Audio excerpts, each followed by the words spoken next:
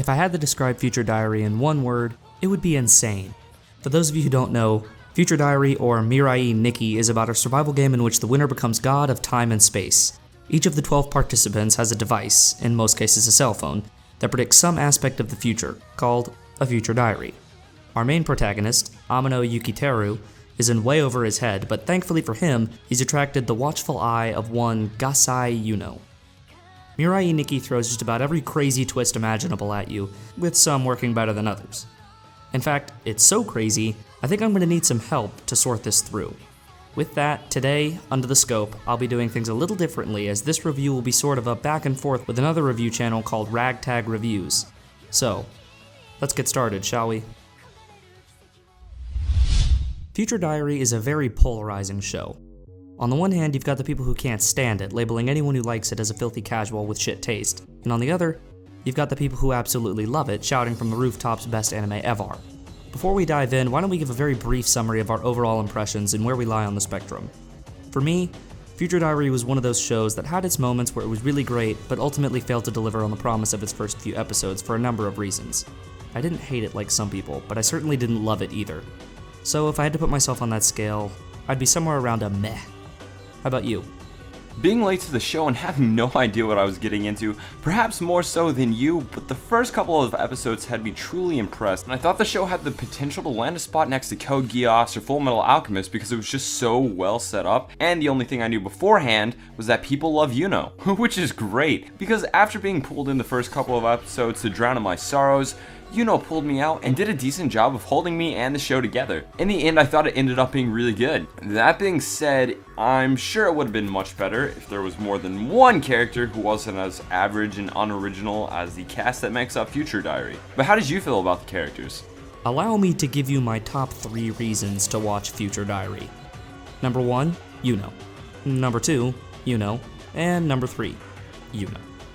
She's extremely dynamic, very mysterious, and textbook yandere. By my count, she has at least 3 different personalities: the cute, bubbly girl one, the I'm about to kill a bitch one, and the out of touch with reality one. You never know what you're gonna get, as she's constantly switching back and forth at a moment's notice, usually based off whatever mess Yuki's gotten himself into. The unpredictability of her character is fantastic and absolutely terrifying, if only because it's so insane. But what makes her character really stand out to me is the mystery behind her motivation. The show initially presents this crazy chick with no explanation as to her Yuki obsession or her violent tendencies, gradually revealing more and more about her upbringing as the show wears on. That mystery had me constantly wanting to know more. By the end, her craziness was actually understandable. Yuno is easily the highlight of the show for me, and might even be one of my favorite anime characters of all time. As for the rest of the cast, well, then we run into some problems. The other diary owners were a bit of a mixed bag. Some of them were multifaceted, intriguing characters with great story arcs like the 2 lovers and the 9th, Uryu Minene. Others, however, were quite the opposite. Namely that weird clown guy, that Murmur comic relief creature, and the lady with the giant fucking head. Seriously, what was that? These characters had next to nothing going for them, and I just wanted to see their story arcs end as soon as possible so we could move on to more interesting characters. Yuki's friends just pissed me off. The legendary guy was a complete jackass, and the boob girl offered plenty of cringeworthy fan service. Minene was easily my favorite character not named Yuno. Her development, backstory, and personality were all brilliant, and her presence almost always made the scene better. She's one of the few characters that isn't just a 2-dimensional annoyance whose only purpose is plot progression, and for that, I loved her. Your thoughts on the supporting cast? I definitely saw the supporting cast as hit or miss. While almost all coming from painful past and the present to fight for, some just seem dull and unintriguing. On the other hand, you do have characters like the 2 lovers in 9th who we do get to see their past and see these characters grow and change from beginning to end. It's because of this we grow to like these characters. Having 12 diary holders, it seems kind of unreasonable to think that you're going to get to know every single character's backgrounds and personalities before the show or the character's end. Having one character die with your only knowledge of him being that he's Yuki's teacher and throwing in the rest of the diary holders for an episode or 2, it doesn't do that bad of showing us these characters exist, but there's hardly any connection we can make without knowing or at least seeing these characters more than the time we get. Now to get to our protagonist, Yuki. What can I say about Yuki that tons of other shows haven't already? Being a super original character, Yuki is a slightly unsocial 14-year-old middle school student with not much going on. Unlike other cliches though, Yuki is constantly writing down his day-to-day experiences in his digital diary that he keeps record of on his phone and talks to his imaginary friend who ends up being a god. Besides that, however, we don't see too much that's truly astounding from Yuki, from being a 14-year-old loner to some badass overnight who will kill pretty much anyone in his way. He definitely progresses as a character, but seems bland and too average to be remembered had he not been the main protagonist of Future Diary. Not being a protagonist I would have liked to see personally, he isn't that bad and does a decent job of keeping the story moving forward. While being such a big role in the series, what was your take on Yuki? To put it bluntly, I hated, and I do mean hated, Yuki. Aside from being a completely unoriginal protagonist like you said, he's nothing more than a whiny bitch who can't do anything for himself for the majority of the series. He even admits to Yuno that he's just using her for protection. He spends the better part of the series complaining about how weak he is, yet he does nothing to change this fact. By the time he actually does start to grow a pair and do things for himself, it's too late. His change from weak little shit to strong self-sufficient character seemingly happens overnight. It would have been one thing if he was pathetic at the start but gradually grew over the course of the series into a badass. However, that's not how it happened. Still, that only explains why I personally hated him. Not why I think he's a bad character. No, that's because he's poorly written. Even with all the bloodshed going on around him and so many people committing these horrible acts, Yuki always forgives them. No matter how awful or grotesque, Yuki always forgives. As crazy as this show is, this is what completely broke my suspension of disbelief. He's betrayed countless times, yet he always moves on. In fact, most of the time, it's like he's completely forgotten what happened.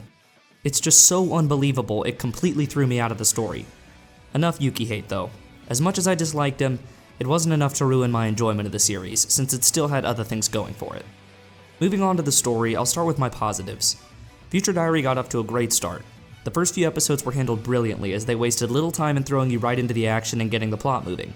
It did a good job of explaining the mechanics of the game without giving too much away. The pacing was also pretty great. I rarely found myself bored with what was going on, as every episode had something significant happen in it. It had its dull moments, sure, but these were always followed up with shit hitting the fan, and the transition was seamless. It's definitely a show you'll want to binge, as I couldn't put it down despite any problems I had with it. It's got plenty of thrilling plot twists to throw at you, and while some of them are fairly predictable, others are sure to throw you for a loop. Future Diary never failed to entertain me, and that has to count for something. So what did you think of the story?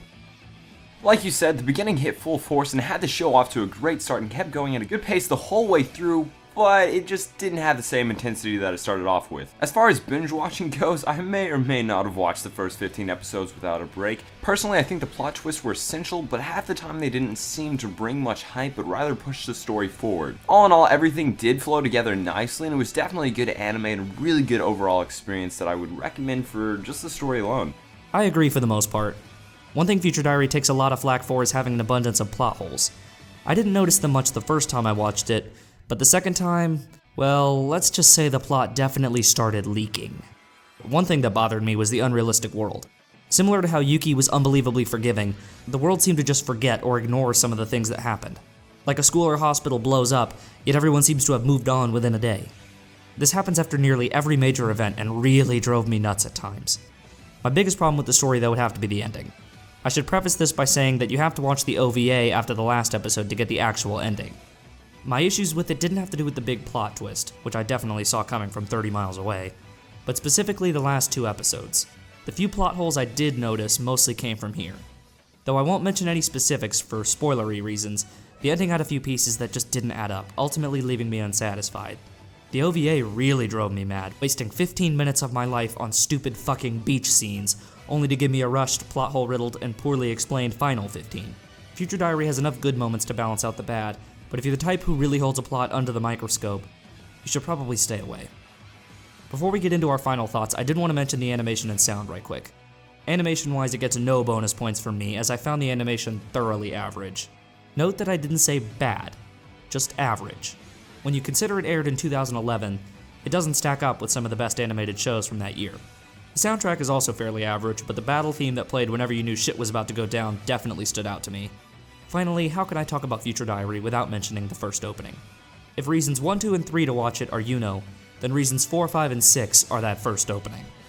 Simply fantastic. Alright, final thoughts time. I'll let you start.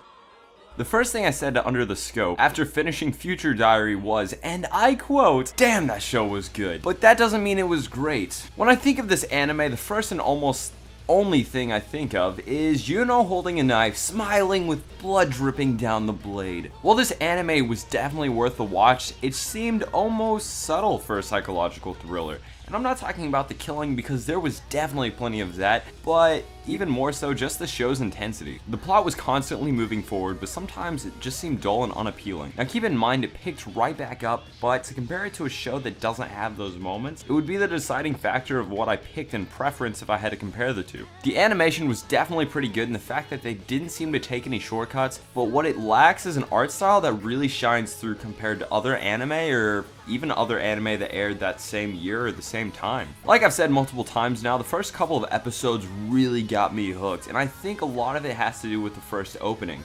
It's a really brilliant way to get someone's attention and build up some hype for the rest of the episode to come. I can't seem to remember much of the other musical tracks if that tells you anything, and as far as my overall views on the series, it's good and I would recommend it, and I would definitely recommend it to someone who has nothing else to watch, and especially if they have no other anime to watch.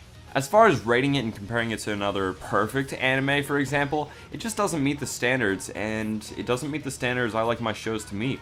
To give a more solid explanation of how I felt about Future Diary, it was incredibly good, and not much more, but definitely wasn't bad. If I was to rate it out of 10, I'd give it a 7 out of 10, and I would give Yuno Gasai a 9 out of 10, which still only brings the show's rating to a 7.5 in my opinion. Now that I'm done ranting overall, how did you feel about Future Diary? Future Diary is an interesting case for me. It had a lot of things I really loved and a lot I really hated. Some of the characters were great, here's looking at you, Yuno, while others were just bad. The story had its fantastic moments, as well as its dull. It got off to a great start, but had a lackluster finish. What Future Diary's missing to me is a heart, a reason to watch it other than just mind-numbing entertainment. Granted, it does provide that, but I have trouble finding some meaning behind it all. Why did all of this insane, terrible shit happen to these characters? Honestly, I can't come up with an answer. Entertainment is all I got out of Future Diary, and entertainment is all I can recommend it for. If you're looking for a deep, thought-provoking show, you should definitely look elsewhere. In terms of a score, unfortunately for Future Diary, I'm not nearly as forgiving as Yuki. So with that, I'll give it a... wait, something's not right here. There we go. An approval rating of try, and a fittingly average overall score of 6 yanderes out of 10, with alternate recommendations being Fate Zero and Elfin Lead. In honor of Yuno, if I had to label my feelings toward Future Diary as a dere type, I'm definitely a tsundere, since despite all my outward complaints and bitching, deep down, I really did enjoy it. Its numerous negatives are relatively balanced out by the positives, leaving it square in the middle for me. I don't hate it like some, nor do I love it. Its insanity is perhaps its greatest charm, as I think you'll find it most enjoyable if you kick back, don't think too hard about it, and just watch as the craziness unfolds. And that'll do it for us. Don't forget to subscribe to both of our channels if you haven't already. For Ragtag Reviews, I'm Under the Scope. Thanks for watching. See you next time.